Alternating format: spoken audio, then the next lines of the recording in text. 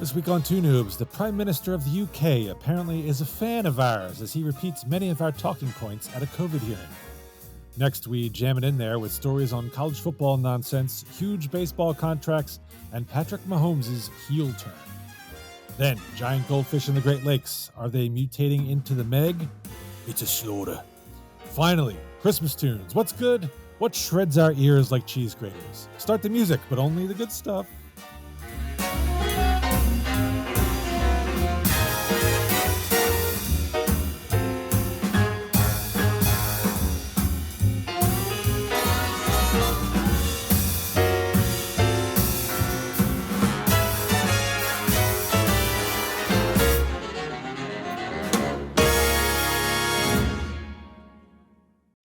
Sliding down your chimney because we got balls on this podcast.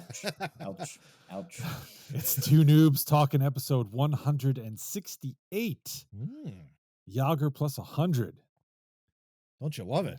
Don't you love it? On this side, we have I deal with tools, John Tracy. And I offend the internet, apparently. Congratulations, Sean. Yeah, whatever. Yeah, right. Yeah. Did you fix that flag back there? No. You mean Over the here. one that was processed by the NFL, so take it up with them? Right. Over here, we have Mutual of Omaha's Matt Craig. There you go. Look at that. You're a nature show host. Nice. And I in the middle, yeah, right. I in the middle, I am Sandy Claus, Steve Murray. How's that coming out your ass? There you go. And it is the Christmas episode. We are, do the calculation for me, guys. Christmas is 5 days. 5 days after this podcast episode drops. Yeah, Something like that. Yeah. Okay. Yeah. All right. So it's not quite. Yeah, I guess Merry Christmas to both of you then. Really? Yeah. All right then. Yeah. Merry Christmas to Merry y'all. Christmas to you. Yeah. Because we ain't working next week. Oh, hell no. We're taking a week off. Are you kidding me? Taking a week off to throw some burritos at each other. Yes. Because that needs to happen. That does need to happen. Absolutely does. needs to happen. It does. Absolutely. Yeah. Oh, God. And it's only 3 o'clock in the afternoon. Mhm. Yeah, man. Yeah. But anyway. So, John, down in Texas, how are things? Is it festive? Does it all go? No? What the hell? You mean it's not cold enough to snow down there, Johnny? Come on. What's going on? No. It's just cold enough to irritate John. It's about as it's cold. It's just cold. Said we were working this morning, a couple guys, and I just had to. We were getting started. We were getting in our groove and everything, and I just stopped everybody, and I was like, "Why is it so bleeping cold?" And they looked at me, and they're all bundled up, and they were like, "We're in South Texas. I don't know." I don't know. But it was cold. Definitely cold. Well, that's a shame because I was Christmas shopping this morning and it was a lovely 55 degrees. Nice. Look at that. Yeah. How Matt, was have you been out at all today? Well, yeah, obviously I was getting ready for our Christmas concert at the church. So obviously when this episode comes out, it will already pass by. But yeah, I was busy this morning for sure, but very fortunate. I got all of my Christmas shopping done as of today. And also, I did a majority of my shopping through Amazon. So I got to give Jeff Bezos a little bit of a shout out and just saying thank you very much for making me avoid King of Prussia Mall. Because apparently there's been a massive sinkhole, guys. I don't know if you've seen the local news. There's been a massive sinkhole near King of Prussia, kind of near Henderson Road, kind of south of the mall. And it has apparently snarled traffic for days. They have not been able to figure out what is causing this sinkhole. And then they tried to pour some concrete and then they heard water rushing. And I was like, oh, great. So it's like they still can't figure out where all this additional water is coming from that's causing the sinkhole to happen. So apparently it's snarled traffic and it's causing a bunch of headaches around the mall. But I've avoided it. I have definitely avoided it. Nicely done. Thank God. Yes. I'm blaming Jeff Bezos for that sinkhole just because you said something nice about him. I gotta come over top and just get rid of that right away. Well, see, what you don't realize is he made a trip to King of Prussia and his ego is so massive that the gravity pull down right there just caused that sinkhole. Yes. And he also dropped 2 of his big balls off his rocket. And That was my rocket, not his rocket. He had balls on his rocket too. Tiny ones. The media say just he didn't want to did? point that out.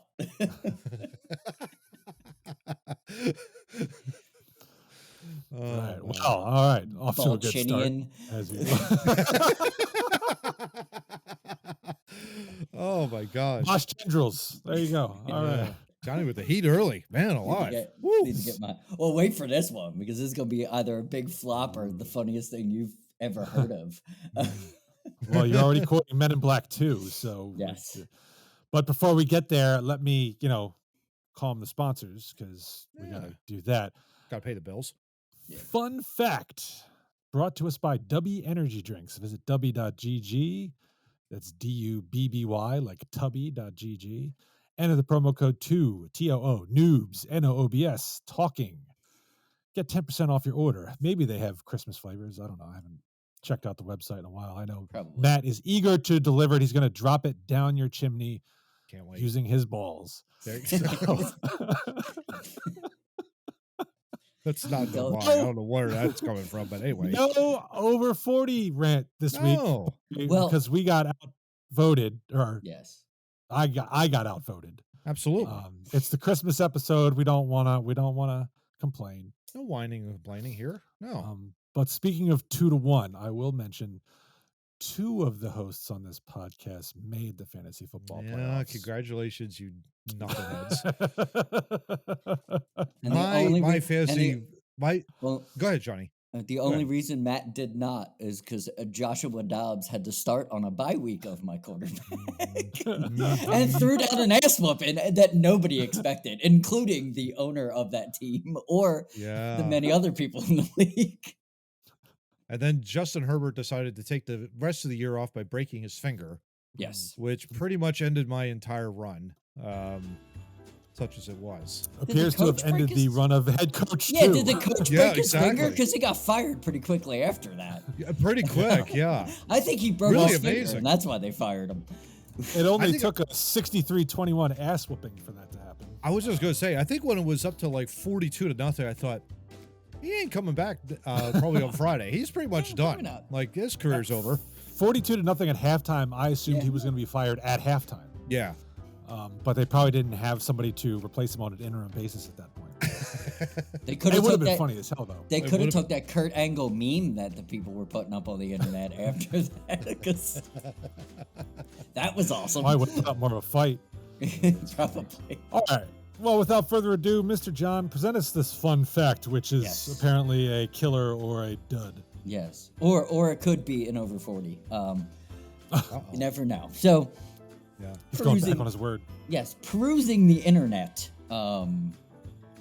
late night, you find some things that make no sense. So, I was just looking in the sports category of different sports to try or talk about. And I came across extreme ironing. Huh. Huh. Okay. So as soon I'm- as I'm I'm intrigued. like, oh, all right, well, there's got to be a rule book, right? Yeah, well, there's actually 50 different books written about this thing. Really? But the problem is everything's so vague. I've only come up with these couple little facts about this thing. Okay. Okay, so participants, and they don't say how many or what, but participants need to use an ironing board that is 1 meter by 30 centimeters. Okay. And the iron must be made out of iron, no plastic irons. That's a disqualification. Oh. So it must be made out Wow. of iron. Okay. And you must use a garment or piece of clothing no smaller than a tea towel. Huh. So there's the rules that we have. We don't have anything else other than that. That's it. That's all we have. Yeah, that's all we have. So then this internet thing jumps right to the championship section, so I don't even know if there's a regular season. So, it's very confusing. There's probably so few people that do it that they all just make the playoffs. They're all That's what I'm qualified thinking. in. I'm thinking it's like a 4-team fantasy football league. It's like everybody's in from day Right. one. Yeah. So they have sections in this championship. They have championship rounds. So there's an urban section where the participants must iron in, on, or around any broken car. That is that section. Water section. The participants use their surfboard, canoe, or rubber rings to iron on a fast-flowing river. I'm reading this. Yeah. Yeah. Okay. Next one, they have to be skiing down a mountain. It might. The forest section. It includes ironing in a forest with with a grizzly bear. with a sharp climb or on the tops of trees. This is the extreme part. The extreme ironing. Apparently, yes. Right. And then there's a freestyle section where pretty much you can do whatever you want as long as you're ironing a garment that is bigger than a tea towel with an iron that is iron, and a regulation board. And it was last updated June 2022, so this is pretty recent. Question. Yes. Are you sure you're not reading a script from a SpongeBob episode? I thought I was, but when I put extreme ironing in, like I said, there are a gazillion books written about this thing. That is wild. That's wild. I've never even heard of such a thing until just now. This is amazing. I can tell you, I would never participate in extreme ironing because I'm not good at regular ironing. So I no longer iron things. I've switched to the steamer. Oh, there you go. It's a lot easier to use. It's way easier. Yeah. Now, if there's extreme steaming, maybe I'll get involved. Just climb up to the top of a volcano and put your shirt up there. There you go. Oh, it's on fire! It's on fire! Hold on. I've never heard of that, Johnny. I'm glad that you have enlightened my day with that. That is fantastic. I hope I didn't enlighten your day. Well, you did something. All right, my challenge is now to come up with something even more strange than that. Yes. And I will consider that over the break. Yeah. Yeah, there you go. Extreme something. Just put extreme in front of a verb, and we can get moving on that. Extreme curling. Maybe you have to chuck the stone down the thing, and you have to watch out for the landmines or whatever. Curling is already competitive. Ironing is not. And it's cool. Like curling is cool.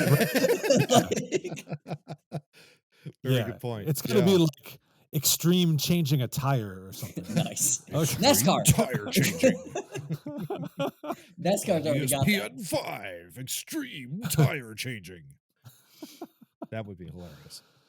Oh my gosh. Oh, good Lord. All right, why don't we move on to topic 1 here? Hey, let's do it. We are hearkening back to the ancient days of Two Noobs with this one. Yes. Because apparently the UK thought it was necessary to revisit COVID. Oh boy. Yeah. Oh boy. But UK's Prime Minister Rishi Sunak sounds like he's been listening to our podcast because he had some interesting things to say at a COVID hearing, which we've probably said or agreed with over the years. Yeah. He pointed out, based on analysis of the Imperial College and Manchester University, or ICAMU, the costs of lockdown are likely to be greater than the benefits. You don't say. Yeah, right? Where have I heard that before? Yeah. He pointed to a report from August 2020, which warned that, quote, treating possible future COVID-19 deaths as if nothing else matters is going to lead to bad outcomes. I was just going to say, we could stop right there and just talk for maybe about 20 minutes about the wise wisdom of those words, right? Exactly. Well, before we get to that, his witness statement also proved eye-opening, showing the country may have been locked down for too long because of bad science, data issues, and poor modeling. Yeah. Yes. Yeah. So I yield the floor to the original noobs. Have at it. Johnny, what do you think? You want to go first, or shall I? I mean, this is politics 101. You're following Boris. You just shit on what he did. We actually did during our time as Two Noobs. We did Boris after a while started to figure it out. Way faster than Fauci or anybody in the United States of America. He started pulling back a little. I think some of this is just, new man in charge. They did it all wrong. Shapiro ran on that in Pennsylvania. He literally ran on the ticket that I'm talking about. Like, hey, we probably shouldn't do that again. And everybody was like, hey, vote for that guy. He's smart. So a little bit, I feel a little bit that he's just pointing out the obvious. Well, in fairness, though, I seem to recall he was one of the early voices of. Yes. Yeah, this is a bad idea, though. So Yeah. he's not operating completely out of hindsight here. No. I would agree. I would totally agree. Yeah, I would totally agree with that. But the three things that he points out, like the bad modeling, how many times did the CDC tell us that? How many times did Fauci flip-flop on that? Like, oh, well, the modeling was wrong. I'm sorry, the modeling is wrong. It changed. So now we're over here, and now we're over here, and now we're over here, and now we're over here. And Well, Johnny, don't worry about it. He's got personal integrity, so don't worry about that. I just want you to know that. His personal integrity is intact. So far greater than hey, the modeling was all wrong. We never got Tyra Banks in here. So the models, we had poor models. Yeah, exactly. I can remember even back in the day, Johnny. You remember the IHME study, which was at Washington State, and how great that was, predicting that everybody was going to die within I don't know, like if you caught it, you were dead. That kind of modeling. Oh yeah. I mean, I give Sunak credit for this, but at the same time, it's like, come on. Do you also remember the deaths that they were just like, we saw a bunch of press conference where they're like, well, technically a COVID death is a death with COVID, not because of it. They were just tripping over each other the whole time. Like the word salads that were just bandied about over the last year and a half were ridiculous. Yeah, and that's from both sides. Both administrations were both doing that. Word salad was ridiculous, but I mean, I think the egregious thing about all of this was the fact that you had, the models were wrong. I love what Sunak had to say in regards to that, because especially when you have a health crisis like this, you need people to, I don't know, tell you the truth of what is happening, and not trying to put a narrative together on certain things to scare people to death. Now we're seeing the ramifications of all of that. I think it was not that long ago, it might have been even last night, somebody was still wearing a mask. It was in a PNC bank. And I'm thinking, dude, I don't know what science is telling you now that a mask is going to help you prevent getting this particular virus anymore. I don't understand it at this point. Sorry. I'm not trying to be cold and heartless, but I'm just basically stating the facts. They have nothing to do. They don't prevent that disease from getting into your system. You have to allow your immune system to, beat it. Just saying. But yeah, I applaud Sunak for that. I really do. Get yourself and beat it. Sorry. Dude, beat it. But yeah.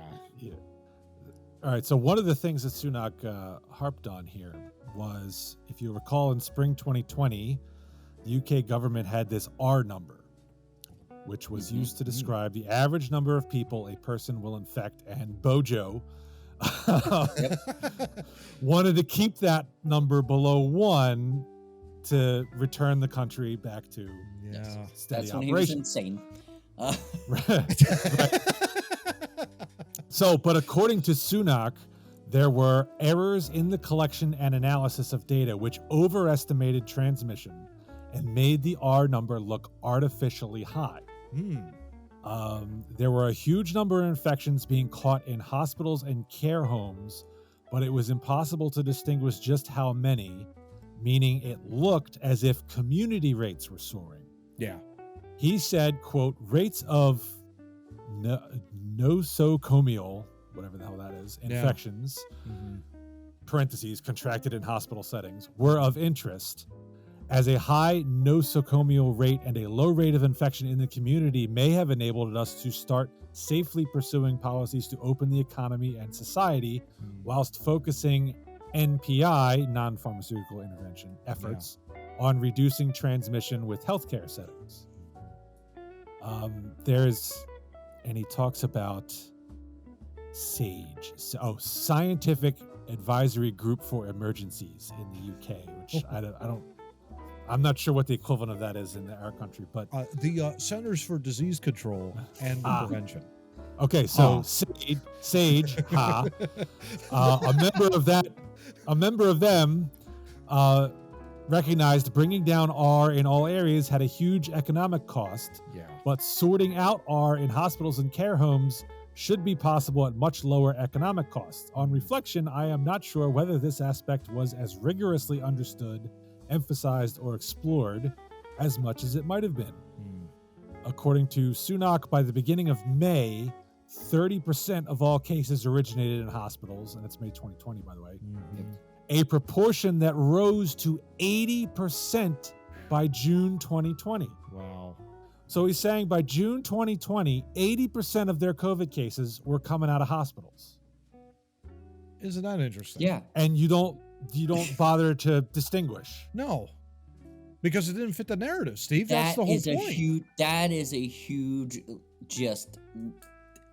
that's laziness at its finest. No question. No question. So why they could have else opened. would you not, Johnny? They could why open else in would June. you not? Yeah. Why? But that was not part of the narrative. That narrative was we have to stay locked in. That was the whole point. And it was like, that was the one thing that really bothered me, gents, about the whole thing. Do you blame the media? Throw it at the kitchen sink approach. Go ahead, John. I'm sorry. Do you blame it on the media, or do you blame it on the politicians that were in charge, or does everybody take the same blame? Both. Absolutely both. Yeah. They Absolutely. just kind of ran with it. Yeah. I mean, let's face it. Epidemiology is a very difficult science to begin with. Yes. Agreed. Right? I mean, it is really, really difficult. It is an exact science that you have to essentially get right as best as you possibly can. With that being said, if you don't get the actual fact, if you don't state it correctly, you could have a media outlet, a governmental agency misstate what you intend, and they can fit it to that narrative, and then boom, off you go into a huge explosion of misinformation out there. They always love the cry. I always love the fact that the governments all talk about misinformation when they themselves are one of the prime drivers of it sometimes. They're awesome That's, at it. They are awesome one of the at best things they do. But the layperson, like all three of us here, we all have wonderful careers. We're not epidemiologists. It took me, I remember sitting on a Penn State webinar trying to figure out what the science was behind all of that, because all the information that was out there was incredibly confusing. And you're just sitting there scratching your head. You're going like, what do we have to do to get back to normal here? Because this is ridiculous. We can't continue down this road anymore. I remember getting very bitter in 2020 because I was one of the, looking back, one of the most fortunate human beings during this, that my life was not affected very much by this. And I remember just being on social media and listening to the news and pulling away from it very quickly. And me and Matt rekindled our friendship because of this, because we were both kind of going through the same thing. I just remember being just bitter. I'm like, I don't like what they're saying. I don't see. Like, I'm outside every day. Like, I don't see what they're saying. I don't see what I couldn't. It broke my brain in a way, because I'm like, I'm living my life this way, and every time I go on the social media or I look on the news is I should be living it this way, but what they're saying is happening isn't happening to me. Like it's not, there isn't.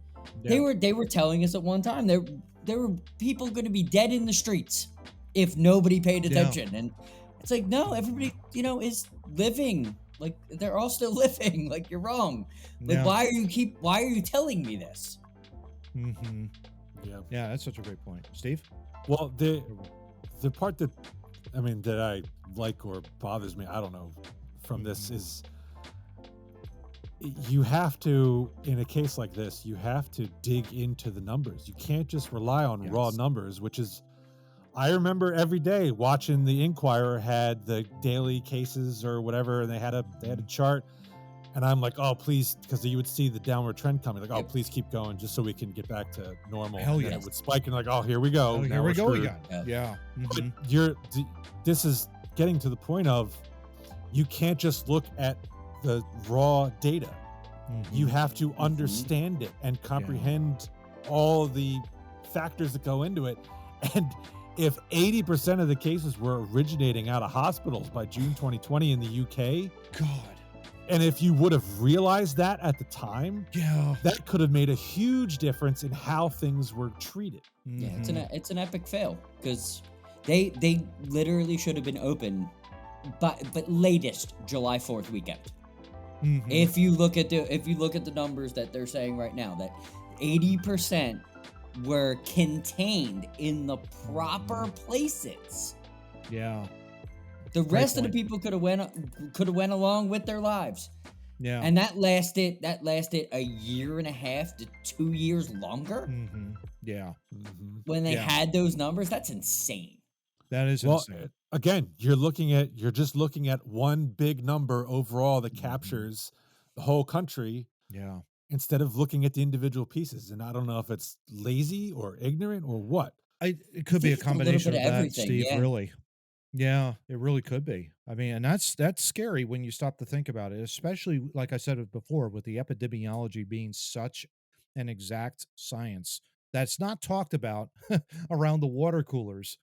You could easily manipulate that particular set of data. Let's just say, an infection fatality rate of 3.4%. You think, oh my God, there's 3% of the population that's when they get infected, they're going to die. That kind of language, all of a sudden you stop to think, well, wait a minute, I got to step back here.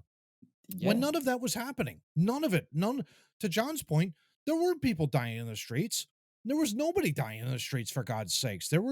People were getting sick, yes, but people were also getting cured of it too. They were characterizing it as if this was going to be the bubonic plague in the 13th century Europe. And that's my point. And that's not saying that people did die, and that sucks. Yes, because maybe if they would have focused on, the immunity, the herd immunity, and that kind of things that we all now circled back and now we understand, it could have helped, because you wouldn't have had to just take Cuomo as example, throwing people back into a nursing home because he didn't know what to do. Yeah. Not giving him because he was worried about credit, but he didn't know what to do. He was worried about numbers, and he was making dumb mistakes. Like maybe that you could have saved some lives, and that's the thing that sucks about the whole thing. Is he was worried about hospital beds. I'm thinking, really? That's what you were worried about? Hospital bed shortages? It just sucks. Yeah. Well, we'll conclude this with Sunak apparently has listened to my previous gripes about how science is not He quoted you actually infallible. in this article. He did. So we mentioned SAGE, a little earlier. There you go. Sunak pointed out that there was often not, quote, a single unanimous view within SAGE, and that scientists often expressed views in public which differed from the majority of experts giving advice to the government.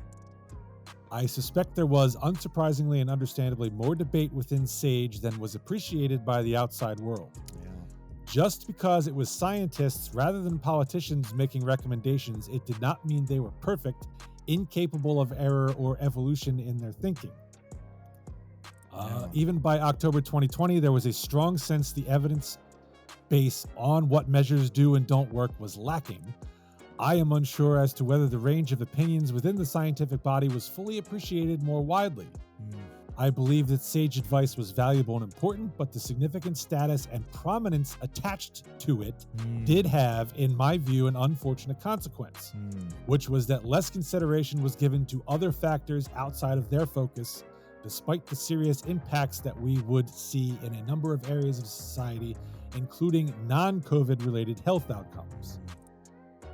He admitted that by December 2021, with Omicron threatening another deadly wave of infection, relations between the government and SAGE were fraught, with scientists advising another lockdown. In the end, the data proved so uncertain the government held its nerve. The first time politicians had chosen not to follow the science. They were correct, and Omicron cases soon started to fall. Fascinating. You mean they didn't follow Fauci? I would have never thought, because he's the science, right? I mean, I want to make sure of that, too. He's the science.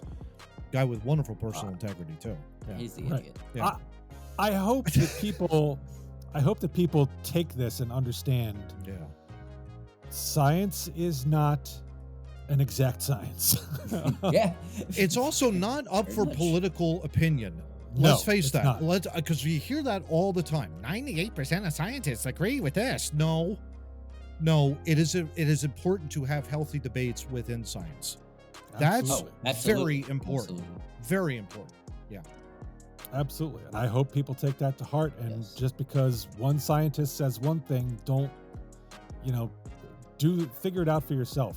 Get as many different viewpoints as you can find and figure out which one is right from your perspective. Because clearly, thankfully for the UK, their government was like, this is too up in the air. We're not going to lock it down again. Because we know what happens when that goes on. And they held firm, and it turned out they were right. Yeah. There you go. So, good for them.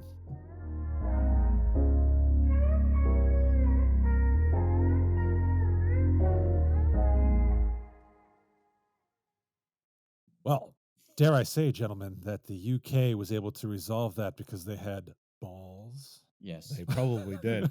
But I would say this, the fact that the prime minister was echoing your exact sentiments during the entire pandemic, Steve, run Absolutely. for you should run for the UK, or at least tell Illinois Smith to do that. I mean, that would be great. If you had Illinois Smith as prime minister of the United Kingdom, that would be hilarious. That would be fine, but I don't think I qualify. Having not been a UK citizen, it seems like that's probably a qualification. I mean, Trump gets away with things. We could forge that. Well, I'll just bluff my way in. There's also that Obama thing that we won't talk about, but we're probably get it done. We've got enough powerful people. What Obama thing are you talking about, John? I don't know what you mean. I don't know anything. I don't want to be thrown over YouTube. I don't know anything either. I don't want to stir that hornet's nest up. Yes, please, guys, please. Maybe if I fake a British accent, I could get in there. Oh, crikey! I'm voting for you already, and I'm not even a citizen now. I'll write you in. Who elects the prime minister? Actually, is it a popular vote or is it? I have no idea. I want to say likes yes, anybody it's popular, in the UK, but so how would it be popular? That's the thing. You're probably only going to be in there for maybe about 18 months before they throw you out or something like that. Who knows? Vote of no confidence. Yes. Yeah, you're out of there like that. It's crazy. Yeah. No confidence.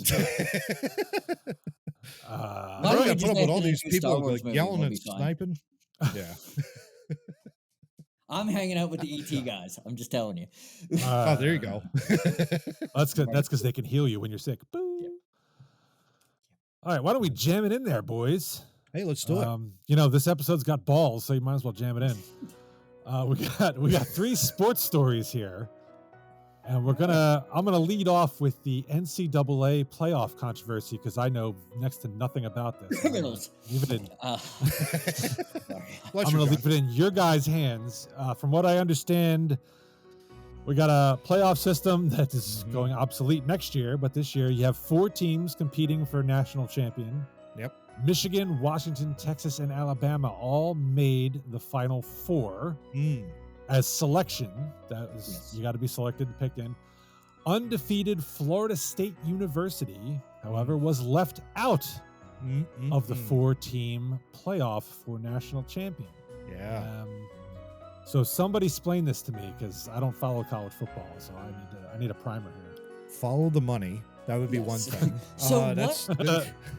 So what I learned before the selection thing is it seemed like with the numbers at the end of the last game that if Florida State won, they were likely in. And then that Sunday came, and then that Sunday came, and they were likely not in. Not in. My first thought immediately, because I had just learned about the 12-team playoff that starts next year and the 4-team playoff this year, I went, oh, well, that's a way to get marketing. You leave an undefeated team out and go, oh, well, just follow us next year, man. They totally would have got in. They'll be in. They totally would have got in. That's how I feel about the NCAA. I've seen it before, so that's what I assumed. But I didn't expect everybody to be mad at this. Like, everybody. Everybody was like, burn it down. And I'm like, go for it. Because I don't like you anyway. So maybe they could play another football game to get in. Who knows, Johnny? I mean, that's unbelievable. But yeah, I think you're right on. I think you're right on the money there. I really do. I think that was. I guess it wasn't all shocking, but I mean, they were down to their backup quarterback.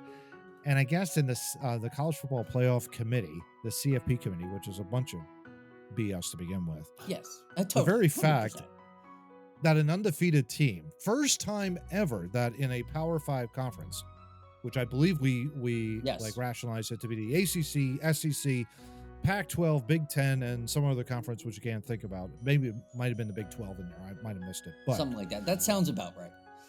Those Power 5, first time ever in the history of this whole thing that an undefeated team is not playing for the national title. If you're Florida State, you're obviously ticked off. You're obviously mad about all of this. And there's no guarantee that they're going to be back next year. There's just absolutely no guarantee that they're going to even make it. So, I mean, you're missing out on hundreds of millions of dollars because there's a ton of money that goes in and out in those sports games. Absolutely. Sure. And so you're missing that out. So it's like and the College Football Playoff Committee didn't really seem to have a real good explanation, to be perfectly honest. No, they didn't. At least one that I never read. That didn't seem to be. I could be wrong on that, but well, I can tell you, since we decided to discuss this today, I did read Kirk Herbstreit, who does not have a vote, he says, as part of that committee. But he said if he did, he would not have put Florida State in there because he said the 4 teams that are in are better than Florida State. And he also called, I think Georgia, he said was better, and listed maybe 2 other schools that he thought were better than Florida State. I'm not watching college football. I can't say whether I agree with them or not. Yeah. Maybe John has some opinion. I mean, on I that, can only assume Georgia is better because Howie Roseman only drafts people from Georgia, so they gotta be at least in the top 5. Yeah, probably. Yeah, that's true. He's a GM of convenience. Yeah, but again, it's all based on subjection here too.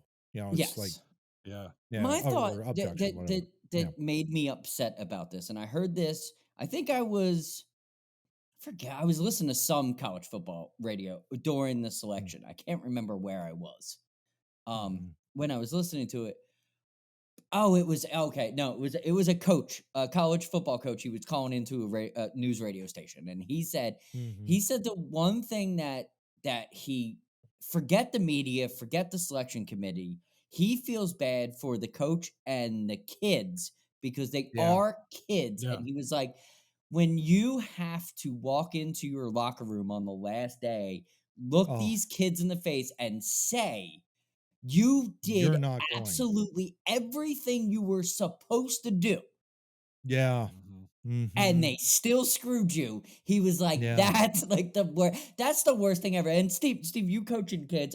We grew up coaching kids. Like that for me, that was a tough pill to swallow, thinking of it that way, because they did everything they if they were in the NFL, they would have been on TV nonstop, backup quarterback, running through undefeated. The NFL would have bastardized them all the way to the Super Bowl.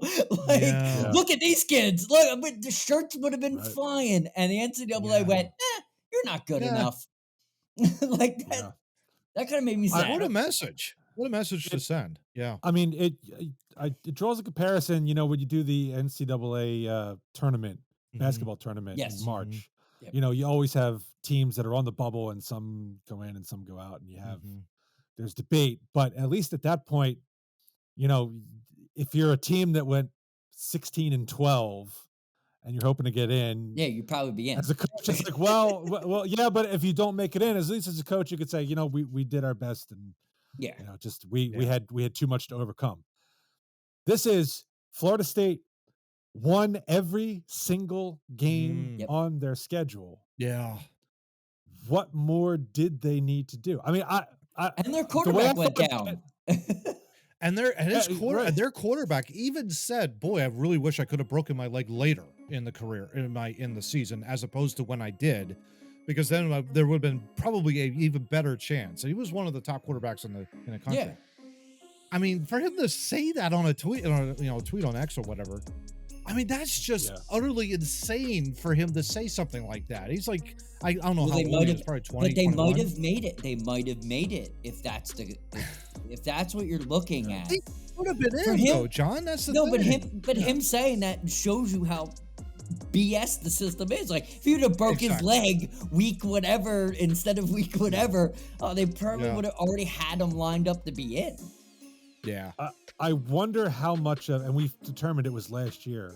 Yes. I wonder how much of it was based on the fact that you had TCU get smoked in the national championship Probably. last year by Georgia, and they're worried Florida State's coming in with a backup quarterback.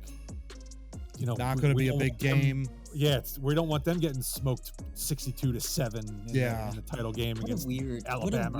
way to look at. Then Agreed. then you need to figure out your entire system because your system sucks. Yeah. Agreed. Exactly. But the NCAA is probably the most corrupt sports organization. In the country, Absolutely. So, you know. Absolutely. I'm shocked We'll to leave it at hear that. this. What? Maybe what? tennis. Maybe tennis, but you know. Yeah. Yeah, but fewer people pay attention to the WTA. Yes. Oh, there you go. Yeah. All right, so moving on to second story here. Oh boy. We're going to take this in 3 bits, Okay. kind of in the order in which we discovered the information. Yep. Because the story first broke actually while we were in between topics last That's week. right. Phil. Yeah. Yes. Yeah. And that is Shohei Ohtani Whew. signed a 10-year, $700 million deal Wow. to play baseball for the Los Angeles That's with 2 Dodgers O's and an starting M. next season. Like, Exactly. Now, to put that number in perspective, gentlemen, I looked up the previous high for a total contract in any sport in the United States. I don't count overseas because stupid oil money over there. Messi got like $100 million a year for whatever. Yeah. oh, he's So Messi. So as Jack Nicholson says in The Departed, in this country, Patrick Mahomes, good question. who's coming up a little later, had the highest cumulative contract total at $450 million. Wow. With the Kansas City Chiefs for 10 years. Yeah. By the way, the highest, or I'll get to that in a second. So the previous high for baseball So was Mike Trout Yeah. at $426 million. Ah. Yes. Okay. So Ohtani is 200 and what? What is that? Over 200. It's definitely over $200 million. $274 million dollars higher than Mike Trout's contract. Well, because they used the Trout scale. They were like, "That's Mike Trout. That's Ohtani. He's better than Mike Trout. Give him more money." Well, yeah, right. That's but almost like 75% higher, probably than if I'm doing the math right. Yeah. But just to give you some more perspective, so average annual value, this will be $70 million per year for Ohtani. The previous high average annual value for any sport in the U.S. in this country was Giannis with the Bucks at 62 million per year. So that's actually Oh, not okay. far. But the previous high for baseball was Aaron Judge at 40 million a year. Okay. Wow. Wow. Right. So when this story first broke, John, I remember you were furious. Yeah. Because I'll let you explain because I think it had something to do with setting the bar too high for free agency. But yeah, go but for you it. made a good point. Setting the bar too high. You made a good point. He's a dual, a dual threat. But Yep. but still setting the bar too high because he's not going to pitch next year. He's only going to hit. So this is a $70 million DH at this point. Yeah. Well, It's getting out of hand. This only the reason it made me so angry. This only makes ticket prices higher. This only makes everything else higher. There has to be baseball has to figure this out. You can't just 400 million, 700 million. Oh, what's the next going to be? $1 billion for the next guy that might be. And your ticket prices for the family now is going to be $100 a seat. So you're going to have to pay $300 to go to see a baseball game. That when we were kids was $10. Yeah, when I went to the Cubs Phillies this last season, the tickets we got were $60 in the second deck, basically in the left field per seat. Per seat, $60. Yeah, that's ridiculous. Plus parking on top of that was like additional $25. Yeah, and you're starting to add that up. All of a sudden, you could probably be spending over $100 or more at a ballpark. Yeah, and then the MLB will come out and be like, "Well, I don't know why attendance is down." Well, because we can't take out a friggin' mortgage to go see you guys anymore. Yeah, exactly. Yeah. One thing I will say about this, the most annoying team to me has always been the New York Mets, just because they are the New York Mets. Shout out to my friend Mike I totally agree. I hate the Mets. I hate the Mets for so many reasons. But for so many reasons. The Dodgers are starting to itch my boot. This is the heel team now. The Dodgers right now, they are the most heel team. They are the Roman Reigns of the MLB. They are 100%. I'm going to start lumping them in with old ownership and just hate them for everything. As soon as they moved out of Brooklyn to now, they're gonna get major heat from me. The Mets might be off the hook at this point. At least we know you're dumb with stupid Mr. Met. I hope Mr. Met gets lost in But here's the thing, though. The contract, Steve. Now, you ought to go through a little bit of that real quick because the way they deferred this. I'm going to get to that in a second. Yeah. We're getting there. That's the next bit. I'll get there. Oh. John mentioned I was more tempered in my reaction when I heard about the $700 million because you have to understand Ohtani, at least when he can pitch, is probably the first player who can mash the ball and pitch at a high level since Babe Ruth, I think. Yeah, that's right. It's almost like signing Wheeler and Harper at the exact same time. Just for Phillies, like those two dudes signed for that amount of money, you wouldn't really squawk at that. I understand where you're going. Like it's dual threat. Right. So I don't think this contract is going to be useful for any. Kyle Schwarber can't walk into the front office and say, "I hit more home runs than Ohtani, so give me $700 million." You can't run field. No. Yeah, you can't run field, catch, or hit a double. So here's $25 million. Right. So I don't think this contract will be useful as a bar for any kind of current free agent. Now, does it incentivize people coming up to hit and pitch because you could make more money? Yeah. But here's the thing though. I just don't trust pulled up his stats. on average so far, Ohtani has had 40 home runs, had 101 RBI per season, averaging 274. Average of 274. On base at 366. Slug is over 500. So he's over 900. Pitching wise, so far, he's pitched 5 years in the MLB. 301 earned run average. 301. He struck out 608 batters. That's not bad. 608 batters to 173 walks. So the guy can definitely hit the ball out of the ballpark, and he can pitch at a high level. Pitch. So no question, definite unicorn. Your Babe Ruth thing, John or Steve, is right on the money.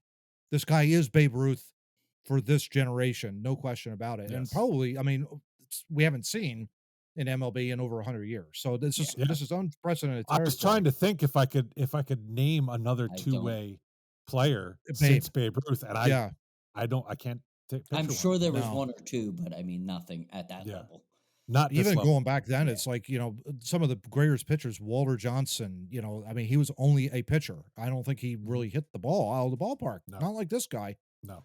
So no, but I agree with John as far as the contracts are getting kind of out of hand. Yeah, I don't trust the MLB with you throwing. I don't trust the other GMs throwing a contract out. Is my biggest point. Okay, now the deferral. Yeah. Now the deferral, and this is the part that irked me. Yeah, because the $700 million I heard that, I was like, all right, whatever. They were going to throw money at him. This is what pissed me off. Yeah. Yep. Ohtani, for the duration of his 10 years contract, get this, will earn only $2 million a year. The remaining $680 million is going to be paid out between 2034 and 2043. That's just nuts. And the part that really pissed me off. Yeah. The average annual value for luxury tax consideration purposes is only $46 million a year and not the $70 million of straight dividing the number. Isn't that amazing? By the years. And just for reference, the tax threshold for 2024 for the yearly salaries is $237 million. Yeah. And that the reason that's important is the first year you exceed that number, you pay 20% tax on the payroll above it. Goes to small bucket clubs. Yep. Right. The second year you exceed it, it's 30%, and the third year you exceed it, it's 50%. So, and I think you lose a draft pick in there too. I think, if I'm not mistaken, it may be. It may be. But I know, at least for a fact, you are paying tax when you're over the luxury tax threshold, and it is more penalizing. The more it's the Cohen rule, basically, to prevent from spending. But it's not preventing spending here, is it? No, it's not. No. And so, like, I heard, like, over across the whole thing, well, it says Bobby Bonilla. The only difference with Bobby Bo, and I'll make this very clear to you Mets fans out there, Bobby Bonilla's contract, the reason why we make fun of it so much was because he sucked when he played for the New York Mets. He was awful, terrible. He was one of the highest touted free agent signings at that time. The Phillies back in '92 were interested in this guy because he was hitting the ball out of the ballpark in Pittsburgh with Barry Bonds. Didn't sign free agents. Yeah, exactly. And the moment he walked and got paid, I'm done. And he was horrible. But isn't the Bonilla thing, didn't he get bought out of his contract? Yeah, he got bought out. Yeah. So this is different. That's what Bobby Bonilla Day is about, is they bought him out of the contract, but he was able to take the guaranteed money and he just put it off. His agent was like, oh, well, just pay me $1 million here, until I think it's over at this point. I think it's over now. No, there's they three more. Still got until like 2035. Yeah, we got through. Okay, we got through. So, but I think at least another decade. That after. Oh, maybe. I don't know. After the fact, I don't think it was written into his contract. Right. That being said, though, the Dodgers, I mean, you have to win the World Series 3 out of the next 10 years with this guy. You have to. I don't even know, how can this even be fair? Like under under like collective bargaining. Like how can this be fair? This is creative accounting. So can the Phillies just sign 12 guys and be like, yo, we'll pay you in 2030 when we've made all our money from the World Series that we've just won in the last 4 years because we just signed 11 people? Like, isn't that sets a bad precedent for baseball? If you are interested in competitive balance, which I don't think Major League Baseball is. No, but if you're going to have a salary cap or a luxury tax, you ought to prevent the types of games that the Dodgers are playing with this. No question. To me, Yeah. if you are paying a guy $700 million over 10 years, I don't care how much of that you're deferring. Yeah. The average annual value counted against your cap or your luxury tax should be $70 million a year. Yeah. Period. Yes. Very straightforward. You Yeah. know, the NHL is one of the few leagues that I think has tightened the screws on that. Very much so. It used to be the game after they got a salary cap. The game that was played was you sign a guy and you front load the contract, Yep. so that a small market team can't match it, and you send it over 13, 14 years, and by the 14th year you're paying them like $500,000. Well, Yeah. that's what got the Flyers in trouble for so many years, Yes. right? I mean, that we got Yes. the Pronger deal was an example of that, basically. But the next time, and if you remember, Ilya Kovalchuk was another problem. Yep. Yeah. Signing with the Devils, another issue. So it Yep. was, but teams were doing that to small market. Like we tried to poison pill Nashville with Shea Weber with a massive front loaded contract. Yeah. But I believe that the league thereafter stepped in and said, no. Yep. Can't do it. We're limiting contract durations to like 7 or 8 years. Yeah. And there's restrictions on how much you can front load and such. And the salary cap number is the number. You divide it by the cash by the years. That's it. Yep. That's simple. End of story. Yeah. And it should be that way, because I don't think it's fair to small market teams that the Dodgers can sign a guy for effectively $70 million a year, and they still have money under the tax, or however they want to Yeah, they to want to go over the sign tax to anybody buy other guys. Yeah. It Similar is to- outrageous. Similar to Yeah. what Go the ahead, NFL does that I don't agree with is where they'll take the duration of your contract and re-sign you while you're still under contract. Howie Roseman does it all the time.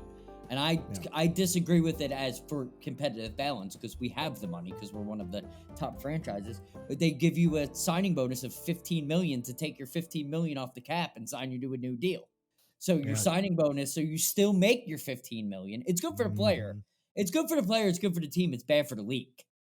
Yeah. Right. And but that kind of behavior that the NFL has allowed some executive to probably come over and go, oh, well, this is even easier to manipulate. Yeah. It's Billy Bean on steroids is what it is.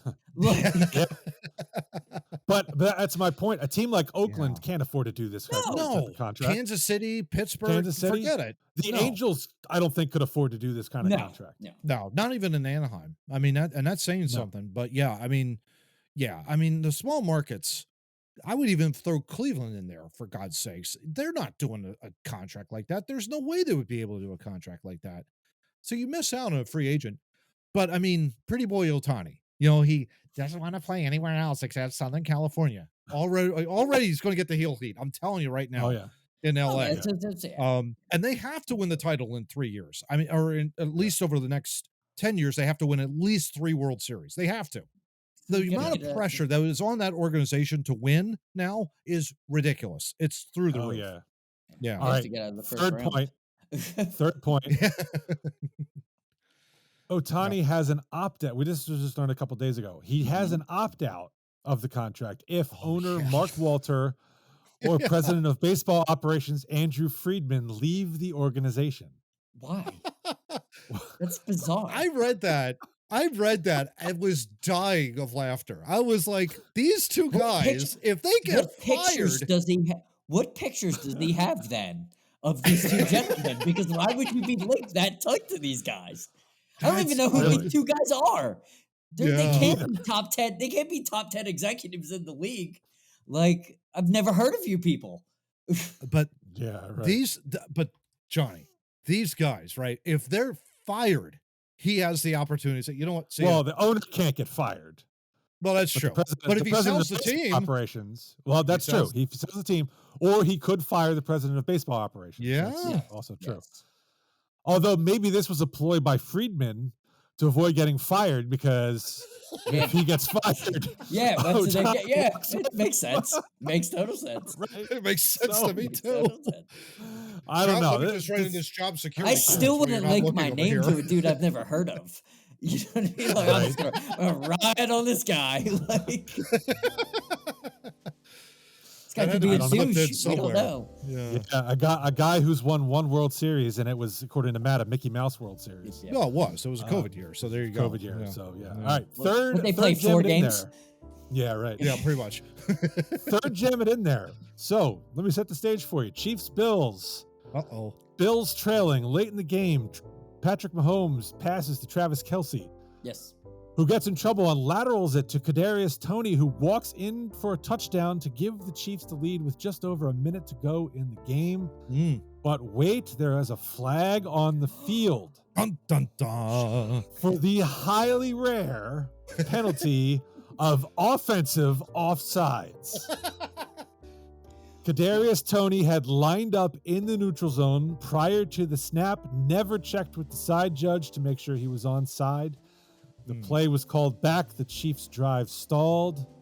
Bills win. Patrick Mahomes, who, generally considered a good guy in the league, Lost positive his perception. ever-loving mind. Yes. Lost his mind on the field. Post-game comments. It's tough to swallow, not only for me and football in general, to take away greatness like that, for a guy like Travis Kelce to make a play like that. Wow.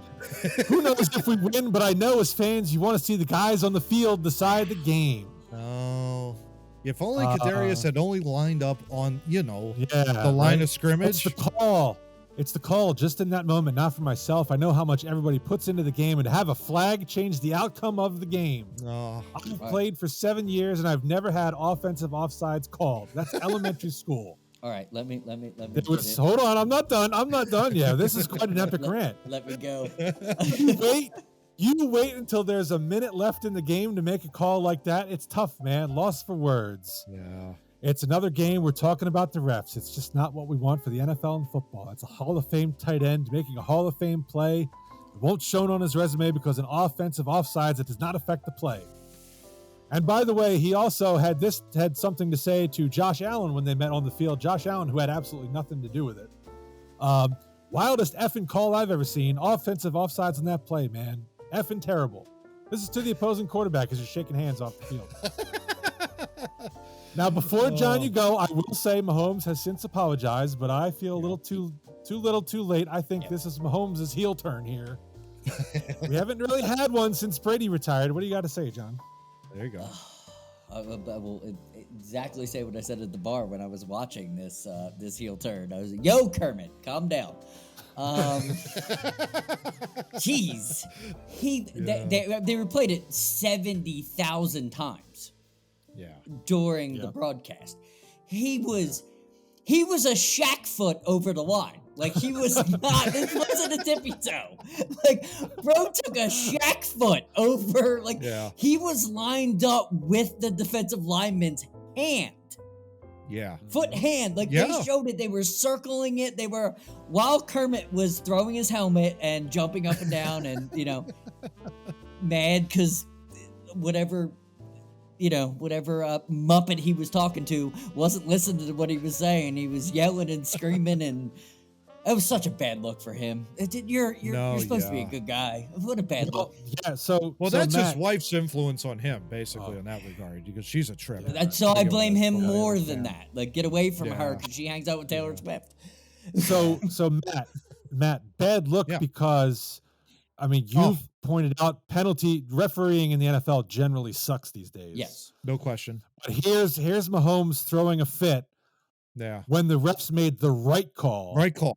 Yeah, no question. And to me, if it's a subjective thing that you saw, like you throw a pass, you're watching, you see what you think is interference. Mm-hmm. I could see you getting upset. This is a play he never looked over there. Nope. He doesn't know how Toney lined up. Yep. Yeah. It's as objective a penalty call as you can make in the National Football League. Oh, yeah. 100% agree. Because there's a guy down the line that's his job to do is look down the line and go, everything's okay. Like, what was even more crazy in regards to this, guys, if you look at it, and we'll post it up here, the tackles it's almost as if they're curved on the line of scrimmage. They're already forming a pocket. They're not on the line of scrimmage. You look at the tackles of that play, they're at least almost a yard behind the line of scrimmage. The tackles, as I understand the alignment, the linemen are allowed to be, their helmet has to be on like the belt buckle Yeah. of the person next to And him. it this, goes out that way. Yeah. This though, I'm looking at it. I'm seeing a curve, man. I'm seeing this big old curve like this. But then his dumbass foot is like 5 feet ahead of everybody. And then NFL memes, which is a great follow from what I understand on X or Twitter or whatever you call it. They had a great one. It's like, I don't understand. Kadarius Toney looks normal, and Kadarius Toney is like 2 yards ahead of the line of scrimmage. His foot is literally on the hand of the defensive lineman. I saw one that actually put him. God. It was an ice hockey game, and they put him over the blue line. That's the way it should be. Oh my gosh, that's awesome. Oh, what was that famous Flyers one with JJ Daniel? It was as obvious as that one where the puck completely leaves the zone and comes back in. Yeah. Like it was so obvious. In a loud bar watching the end of that game, all of us were like, oh wow, he's really offsides. And there was no commentary, no nothing, just loud noise. Oh God, he was offsides. Yeah. Before I even knew what happened, when I saw the lineup of the play, I'm like, wow, that dude, why is that guy so far up? It's bizarre. Yeah. Like, how do you not like have that kind of awareness to kind of go, oh, you know what? Maybe I need to take a half step back. And the funny part is, part of this may be Mahomes just being too good of a teammate. Yeah. Instead of calling out his wide receiver, which he should be doing, because this guy's a bonehead. Yeah. There's a reason the Giants cut him. This is the New York Giants talking about. They cut him. Yeah. There's a reason for that. This guy's an idiot. But Mahomes is not the only one catching flack here. Andy Reid too, post game. Yeah. Very disappointed that it ended the way it did. I never use any of this as excuses, but normally I get a warning before something like that happens in a big game. It's a bit embarrassing in the National Football League for that to take place. Yikes. Yeah. He was clearly offside. I'm okay with criticizing the refs when they deserve it, but this is not that time, guys. Yeah, exactly. Look at the game taking their big chief mentality and trying to make themselves look right, and they didn't do the research. They didn't know. Travis Kelce even said, like, oh, I'm not gonna blame the wide receiver for, basically he was saying, I'm not gonna blame him for being offsides. I trust in him. Like, okay, like then why is your quarterback freaking out? If you're giving them the pass, like, bro, I don't understand. Stephen A was with Shannon Sharp and Ryan Clark, and I don't remember which of the three pointed this out, but hopefully for Kadarius Toney's sake, neither Travis Kelce nor Patrick Mahomes sees the isolation camera on Toney. Yeah. Because it was pointed out before Kelce makes the lateral. Is Toney getting downfield and making a block for him? What's he doing? He's pouting because he didn't get that ball. Yep. Wow. Yep. Oops. Yeah. Yeah, exactly. Sounds like we need to blame somebody else instead of the refs in this situation, gents.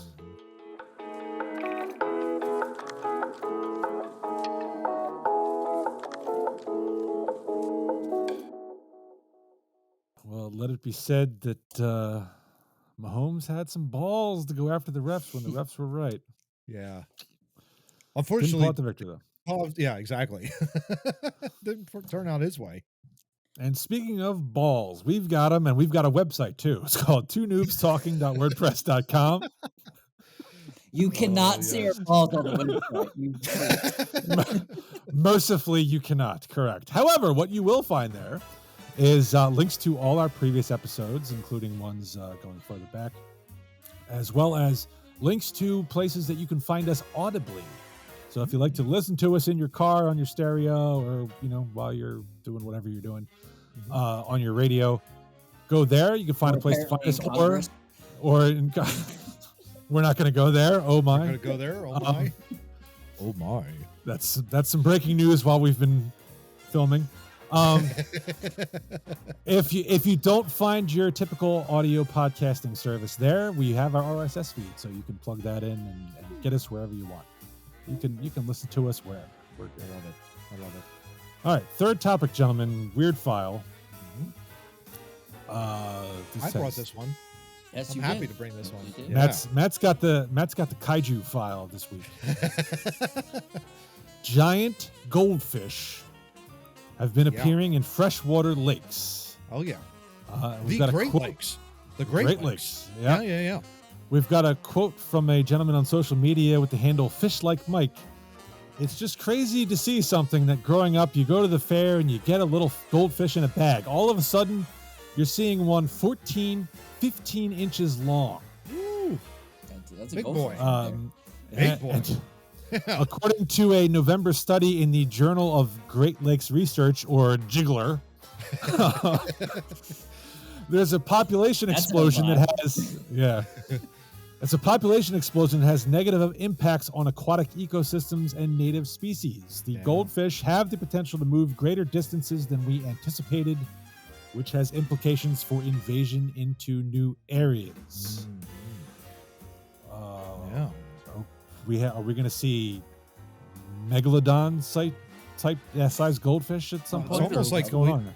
all of a sudden we got a goldfish problem. And I'm not talking like the snack problem here, guys. We're talking like major invasive species. Obviously, this is in a way not good. Never would have pictured goldfish as invasive species, right? Yeah, no, me neither.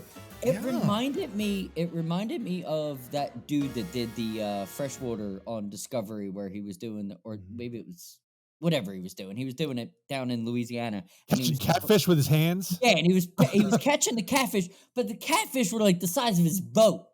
And I remember watching with my kids. Catfish get that big? I'm like, well, apparently they do. Apparently, yeah. I know nothing about this. So as soon as is that our next Discovery show? Is we're just gonna be throwing goldfish out the Waiter, why is the catfish on the menu $270? Here's your catfish. It's the size of a Volkswagen Beetle. That's why. Cut into this thing. I mean, I don't know if you guys had goldfish as pets when you were younger, but I did. Yeah, they seemed pretty stupid to me. Yeah, they don't live very long. No, about a minute and a half. if you feed them too much, they will overgorge and kill themselves. That way, you have to feed them precisely. How in the hell are they surviving in the wild in the Great Lakes and growing to such enormous? What are they eat? What are they eating, and what are we missing here? Because they are huge.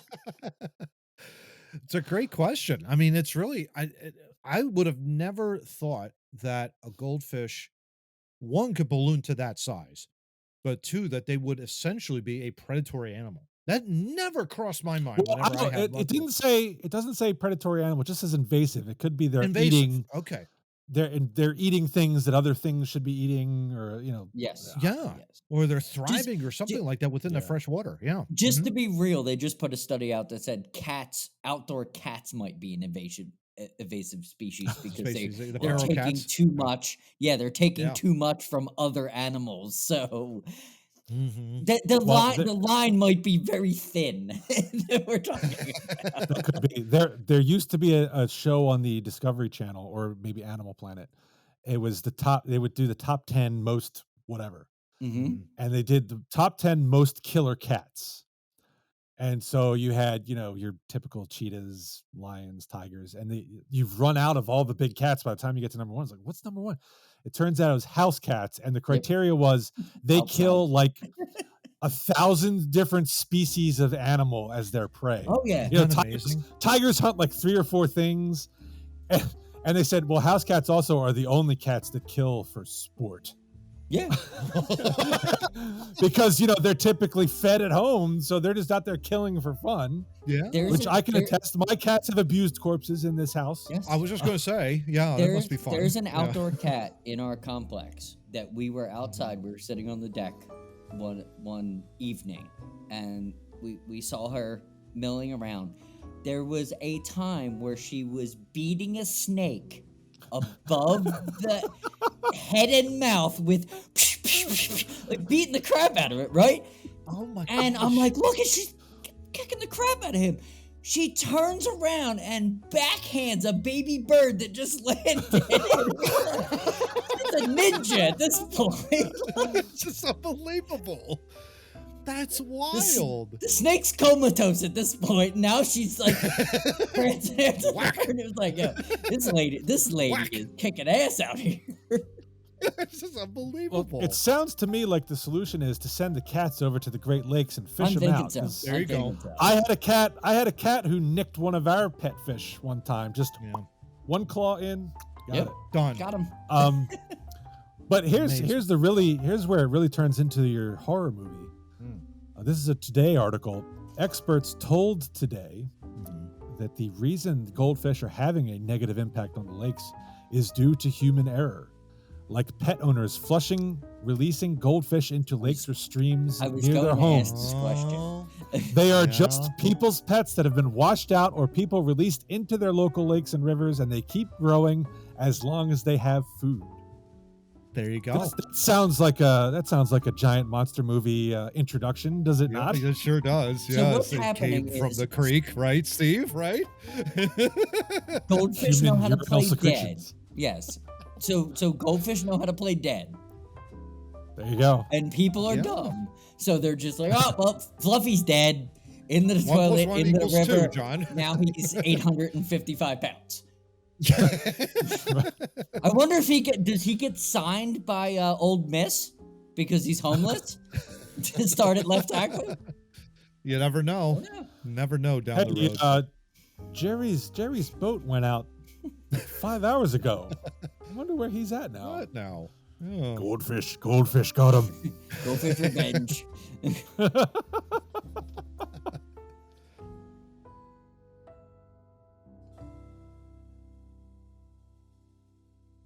Thing about a goldfish eyes, you got lifeless eyes like a doll's eyes, and then they roll over white when he bites into you. Yikes. Them goldfish got balls, I'll tell you that. Yeah. Now we're gonna go into a different kind of balls. Christmas, last topic of the year, Christmas balls. Yeah. So I was in a meeting a couple weeks ago where the topic of Christmas songs came up. And I thought this would be an interesting, just quick topic to end the year on. Yeah. Favorite Christmas song, favorite Christmas performer. But we have to, because it's Two Noobs and because it's more fun.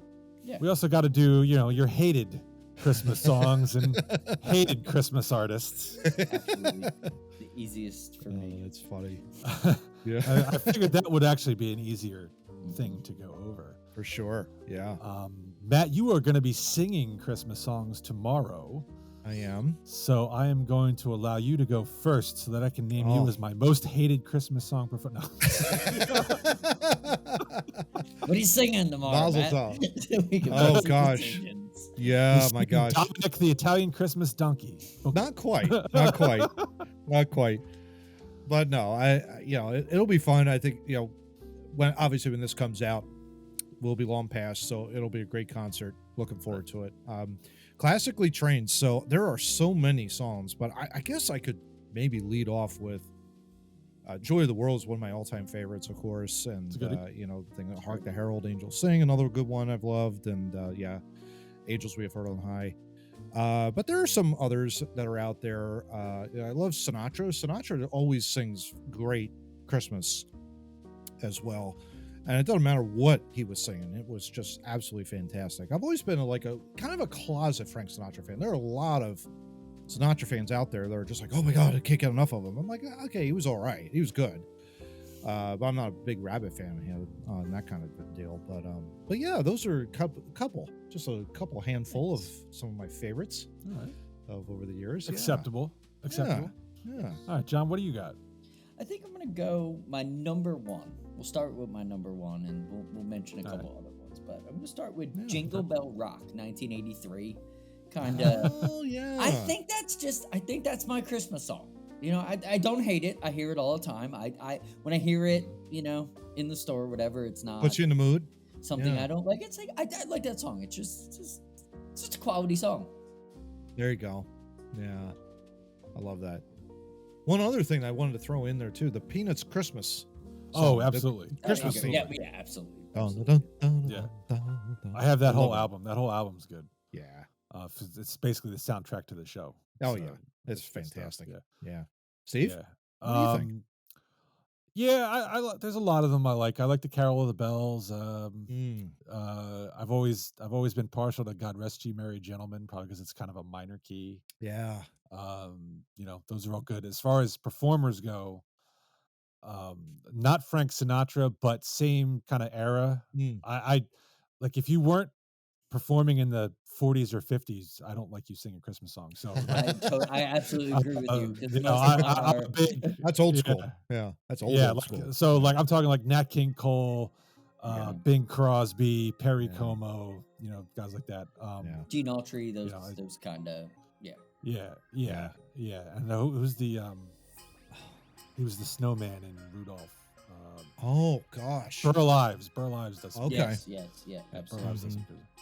Yeah. Good. Yeah. Well, John, what about performers for you? Like anyone particular come to mind, or I would say Gene Autry, just who I mentioned, Gene Autry? who did the Frosty the Snowman. I think he could probably sing any Christmas if he was doing a concert back then. He probably did all of the favorites. Right. So I totally would go with Yeah. because Frosty was that's one of the better ones. Yeah. That was a I classic should- one too. Yeah. Mhm. I should mention the only kind of modern Christmas music I like comes from Trans-Siberian Orchestra. Oh Okay. yeah, very Makes good. sense. Yeah, They very do- good. No, They you do some really good stuff. Yeah, totally. I'll throw in a Philly orchestra one. Eugene Ormandy. I mean, I love Nice. classical music. One of my ultimate. I will throw in Nutcracker Suite any day of the week. In that regard, still my with the favorite Philadelphia thing to do. Orchestra, that was the best. Yeah. Oh, that thank you for reminding me. Philadelphia Brass Ensemble has a fantastic Christmas album. Mhm. Absolutely. Indeed, I that's a have good that in the rotation every year with the Philadelphia Brass Ensemble. And I have sure. I have an album. It's Dixieland Christmas. Nice. And the reason I had it was because when I got married, it was in December. We went on our honeymoon to Disney World, and we stayed at a resort that was like New Orleans themed, Mhm. and they were playing that kind of Christmas music. I was like, oh, that's kind of catchy. So I ended Yeah. up buying the album. That's awesome. Oh, that's It's really fun. cool. It's different. It's fun. Yeah. Yeah. Kind of gives you the All nice right. spirit. Yeah. Yeah. All right. So now let's trash some things. That's what we do here on I mean, Too Noobs. it's not mine is number one on the top 76 best Christmas songs ever. My most hated Oh, boy. There you is- go. There you go. is number one for Okay. the best. So But I'll I'll let Matt go because I'm sure it's the same. Yeah. All I want for Christmas is you. Mariah Carey, that could go right into the trash. Thank you very much. For me, I cannot stand that song and I hear it all the time. You know, it's just all like, in favor. Yes. I don't mind her as a. I do not mind her as a performer. Mind her as a I just performer. do not like that song. Yeah. Just it just goes on and on It- too loud. it's Yeah. too much. It's just too much. Yeah, it is too It's the much. 90s. It's the 90s capulated in a Christmas song. It's exactly what it is. Like we don't need There the were some 90s. Yeah. There were some great things about the 90s, but not that song. Not Yeah, but most of them were loud and obnoxious, just like this song. I have to Yep. say, I agree with that. There you go. Absolutely agree. Yeah. Yeah. Any others that come to let's- mind, gents? So who's, yeah, who's in favor of Grandma Got Run Over by a Reindeer? Oh my gosh. I have I've a al- love-hate relationship with that. Me Yeah. too. Me too. I did hear Les Claypool do it years ago. I think it was at Lollapalooza, and he was just doing it to get people's attention. Oh, And really? he just started and stopped it, and I was like, "Oh, if he would have went with that, that probably would have been Yeah, my really? favorite Christmas song ever." Right. I think he was just doing it to annoy the crowd because the crowd was kind of—it Oh. was a Philly crowd, of course. So he was, Yeah. being. a I would dick. have listened to that. I have a love-hate relationship with that because it's the kind of song that is annoying, but if you really listen to the lyrics, it kind of cracks me up. Yeah, Oh, it's yeah. a decent. It's a decent holiday. I remember, they'd always. My dad would always play it in the car going to Grandma's house on Christmas Eve. And I don't know if it was on purpose or if he just had the radio on. Knowing my dad, it was probably on purpose. Which grandmother? Was it his mother or your mom's mom? It was his mother, but Oh, that's funny. Oh, wow. knowing my father's knowing my father's comedic timing, it's Great sense genius. of humor. So it might Yeah. have just been something that he would do for That's fun. funny. That's funny. I would say probably Jingle Bells. I think it's very simple. I think that's the reason why I'm not a huge fan of it. Oh yeah. You know, but every time I hear it's Jingle decent. Bells, then I go Batman smells, Robin laid an egg. There you go. You know, that kind of Just deal. I go go off. into the Joker. And it's like, you know, I don't realize, oh, wait a minute, there's other parts to that song that was in the Yeah. Christmas spirit there. And it's like, you know, that kind of deal. So Which is the one that the Hershey Kisses do on that stupid commercial that is awesome at the same time. Yeah, it's weird. What I don't know what that one is, but good job, Hershey Kisses. Good performance. We wish you a We Merry wish you a Merry Christmas. There you Christmas. go. Happy New Year. Oh, Yeah. okay. Funny story about that one. My kids sang that in preschool. Really? And Okay. They did something where they would go, "We wish you a Merry Christmas," you know. And I swear to God, Every children's choir does that. Everyone. a couple of kids came within inches of punching their next door person in the face. Love it. What that bit of Every Christmas. every children's choir, I don't care who you are, they will do that same motion for that song. We wish Yeah. you a Merry Christmas. I'm You not know? a huge fan of that song. The figgy Yeah. pudding is just disgusting. Yeah. So that Yeah, that and one, it's very self-centered. It's like, well, bring us some figgy pudding, and we want some right now. What? right. I don't want that. You know, give me. I don't want. I Anything don't want it, and I'm not bringing it Forget to you. it. I don't Exactly. even have a recipe for that. Exactly. Oh, that puts me in mind of going back to Best. Bing Crosby sings "Christmas Is a Comin'." That is a Oh. fantastic song. I It is love a that song. You phenomenal check that song, one yeah. out if you've not heard that one. Check that one out. That's good. Another But good then- one I would say is Sleigh Bells. I remember that. Oh, Dun absolutely. dun dun dun dun dun dun dun dun dun dun bum. Oh yeah. I've played that on the trumpet. That's There we go. hard. That We is got Matt really performing difficult to now. play. Look at that. Yeah. I love to sing. Well, there you go. I got to get I know you do. myself ready to go. right? Yeah. He's got to get that herbal tea to clear his throat. All right, getting back to the bad stuff.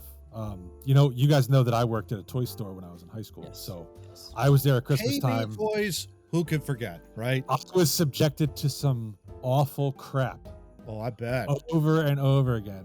Yeah. Um, Please, dear God, no. And that was in the 90s, so it was probably like Backstreet Boys Christmas. Oh God. no, thankfully not. But do they know it's Christmas time at all? I think if that's you know what I'm talking Yeah, about. I right? know sure. exactly what you're talking Yeah. about, and I don't like it at all. That hurts. one's I don't like that one. The I don't remember if it was the Beatles or Paul McCartney did one where the whole thing's like Sounds like Oh yeah. Yeah. the time is right. And that one drives me up the wall. I can't Blame stand it on it. Paul. Yeah. Blame it on Paul. Probably. One of his rare missteps, unfortunately. Yeah, right. Yeah. Just blame it on Yeah. Paul. It'll work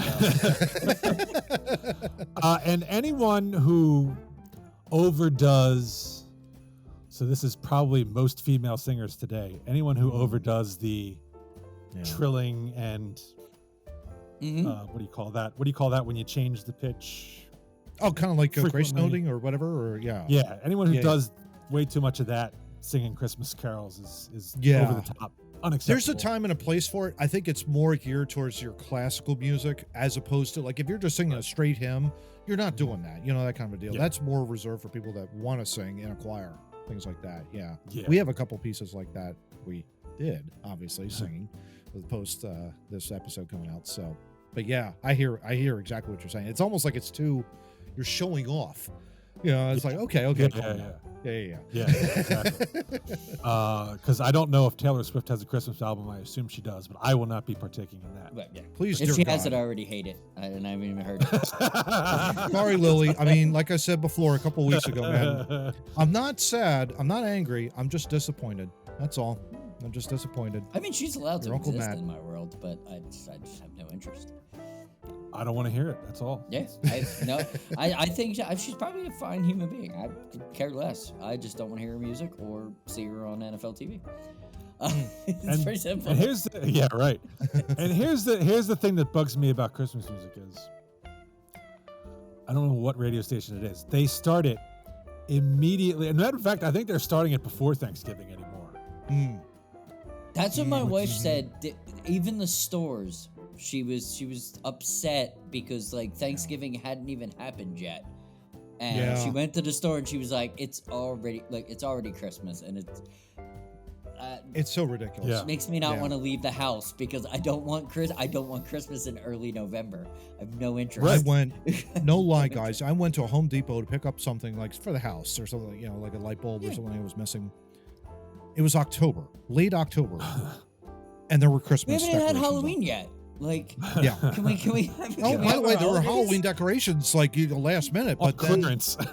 on clearance. But Here's a then ghost you on had your clearance. Christmas. Want to buy Santa for $175? Right. Maybe Exactly. it's me, guys. I don't know. Like back when we were growing up, I can't remember really when like the stores really kind of changed over. I think it was right. It was Black Friday. Yeah, It was Black Friday. That's what I thought. after Thanksgiving. After Thanksgiving. Yeah. Exactly. Yeah. Yeah. But so they start the Christmas music super early. Yeah. And then the day after Christmas, it's done. Yeah, it's done. Go off. It's Yeah. done. And you've got 4 hearts. You got 4 hearts for Valentine's Day, and it's not even. We didn't even get into Exactly. January. Yeah. Yeah. Part of the holidays is you go through to the new year and then maybe you let it linger for a couple more days and then you take everything down. Exactly. Yeah. No, Exactly. the way America works is you have Valentine's Day, and then we worry about a leprechaun. And then we worry about Well, then wait a minute. There's the Hallmark, but then there's the Hallmark holiday in February, John. Come on, it's Valentine's Day. You guys should know this, No, right? they do that right after Christmas, and then you can't even get a Valentine's Day card by the time you get to Valentine's Day. Yeah. You might not even have a Valentine yet, and you can't get a card.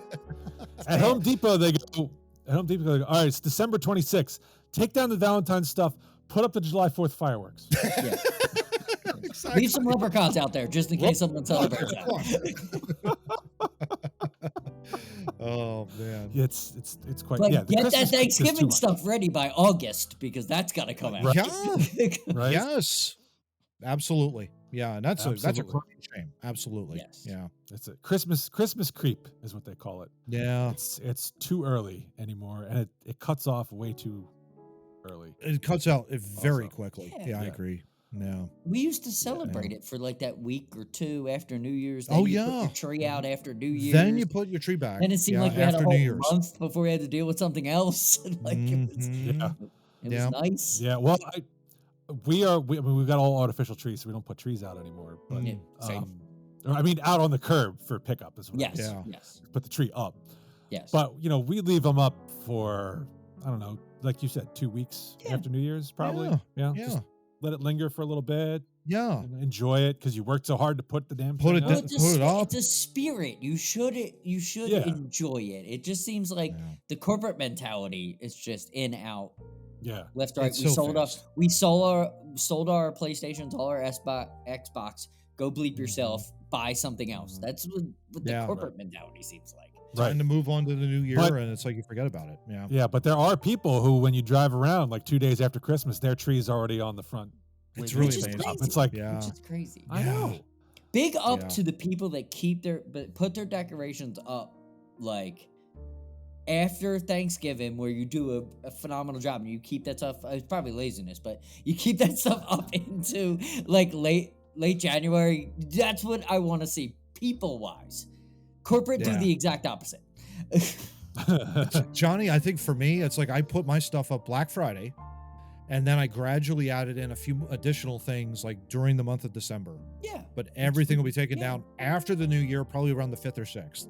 So it's kind of gives you that nice little 10-day window after Christmas, that kind of a deal. We have a little bit too much extreme over here. Mm. It's not me. It's the wife. Not taking I get it. anything Yeah. for it. I got it. She I got it. started, thankfully, she listened to me and didn't put any Christmas stuff up before Thanksgiving. Very It started nice. after Thanksgiving, Nice. but it is still ongoing, and it is the 16th. Yeah, Yeah. as the time of this December. recording. Yeah. Interesting. Gosh. Two or 3 years ago, it was Christmas Eve, and she was still putting up another tree. Wow. That's why I'm like, seriously? Wow. Insider Wow. information. That's why we don't do a Christmas episode, because Steve's entire studio is taking over record trees. What would be more hilarious is if There's we no could way we can record get during around it, so we Christmas. just got to take a week off. What would be really funny though, Johnny, is when like if we did do it during Christmas, and his wife would be decorating behind him. Behind me. That's what happened. He gets totally booted out of his own studio. When she was doing that on Christmas Eve, I posted on Twitter, now X, because the only meme that could come to mind was what's the trainer's name? Duke. Oh, yeah. In Rocky. And Rocky. Throw the damn towel. Oh, that's great. Oh my gosh. Yeah. Yeah. So with all the that's work so that goes on funny. around here, it's got to stay up because I'm not dealing with boxes for 2 straight And that's like a months. 30-day time period. So it's like, yeah, you're not Yeah. putting that stuff away until like end of the month of January. It's crazy. Yeah. Damn straight. Now, Yeah. sometimes I get lazy and I leave the lights on the bushes outside till spring because Till it's too spring? cold for me. It's too cold for not- me to go out and collect them. you It's know? not like Yeah, you're turning them exactly. on. You're not weird or anything. No, I take the electrical and all the extension cords and all that, put it away, but Yeah, I there you leave go. the lights on the bushes. just Yeah, 'cause that's so funny. it's Oh such a my pain in gosh. the ass. The squirrels like Yeah. them. Believe in that. Oh, it's funny. All right, well, that concludes episode 168. We hope you all have had a good time. We want to wish you all a Merry Christmas. We will not be here next week. Yeah. You'll have reasonable facsimiles of us in a Yeah. clip show where But we you'll find will be all here of our next week. Yeah, we will be in many different outfits. Yes. Yeah, that's true. It'll be at our best of for 2023. We want to go out on a high note, so we want to wish everyone out there who celebrates a Merry Christmas and a Happy New Year to everyone, because you all have to celebrate it because it's on the flipping calendar. There you go. Anyone else have any wishes or greetings they want to give before we get the heck out of here? Merry Christmas to both of you. Really proud of all we've done this last year at Two Noobs, and happy of all of our new subscribers that have subscribed to our channel over last year. It's been amazing to see the growth. We cannot thank you enough. Thank you. We hope you have a great holiday as well. And anybody who's comment, shared, liked, it doesn't matter if it was negative or positive. Thank you for interacting, because that's what this is all about. It's all the talking is the biggest point of the name. That's what we're supposed to bring back conversation into this world, and I think we're doing it. So Hell yeah. please keep it up. Hell yeah. Love it. Two Noobs Talking.wordpress.com. Got to slam that in there one more time. Yep. And we will see you all in 2024. Hey everyone, thank you for spending time with us here at Two Noobs Talking. If you want more episodes of Two Noobs, our entire catalog of our podcasts are available here on our YouTube channel, or you could search for us out on your favorite podcast listening platforms such as Apple, Google, and Samsung Podcasts, along with YouTube Music and iHeartRadio, among others. Hey, while you're there, would you mind leaving us with a 5-star review? Have a great week, and we'll see you again next week with another great episode of Two Noobs Talking. Take care.